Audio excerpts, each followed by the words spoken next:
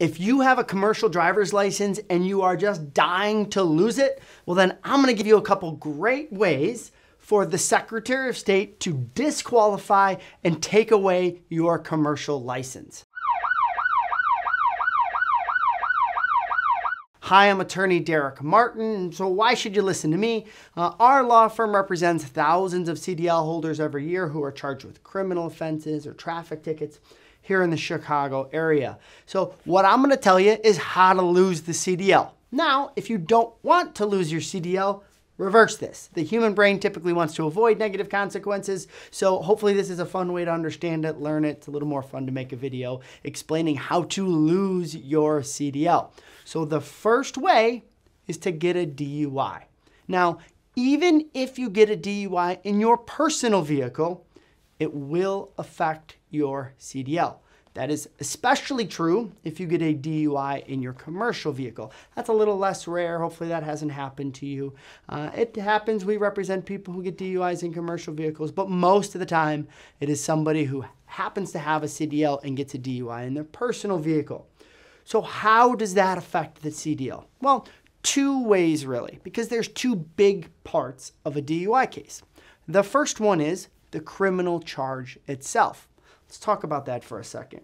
So if you are charged with the DUI, there will be an outcome to that case eventually. So obviously if it's dismissed or not guilty or reduced, that's a good thing, and that may allow you to avoid a suspension, or really a disqualification of your CDL. But if you enter a plea on that DUI, even if you get court supervision, certainly if you get a conviction, then that will result in at least 1 year of you not having a CDL.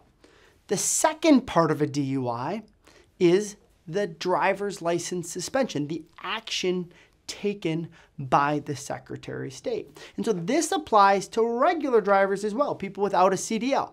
So if you're pulled over by an officer, you're asked to do chemical tests, which is blood, breath, or urine tests, and you refuse, the Secretary of State most likely will suspend your license for 12 months. Now, that applies to your regular license, but of course that also applies to your CDL. So you can see how even if you beat your case in the end, if you've refused and you have this suspension and it sticks, well, you're not going to drive for 12 months.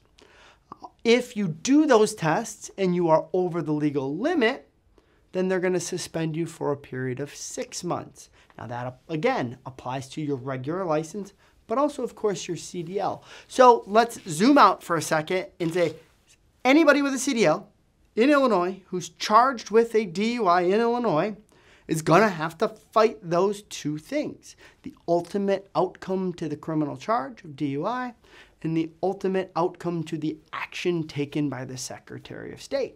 So if you want to avoid any sort of suspension while you have a CDL and you're charged with a DUI, you have to go 2 for 2. And that happens. We've done it for many clients, but it's not guaranteed, of course. And so that can be a difficult thing to do. You absolutely have an uphill battle if you have a CDL and you're charged with a DUI. So that is one great way to lose your CDL. The second one is to get some serious traffic violations. Now, the Secretary of State literally terms it serious traffic violations.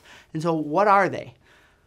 Unfortunately, it's about everything is considered to be a serious traffic violation. So it has to be a moving violation, right? Not a parking ticket and non-moving violations, equipment violations. Those are non-movers.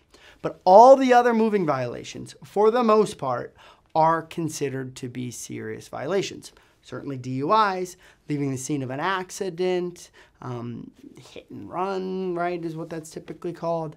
Any sort of drag racing, fleeing and eluding the police, those are obviously pretty serious, right? But even lesser things like improper lane usage, lane changes, right? Not using your turn signal, speeding more than 15 above the speed limit, which is easy to do, right?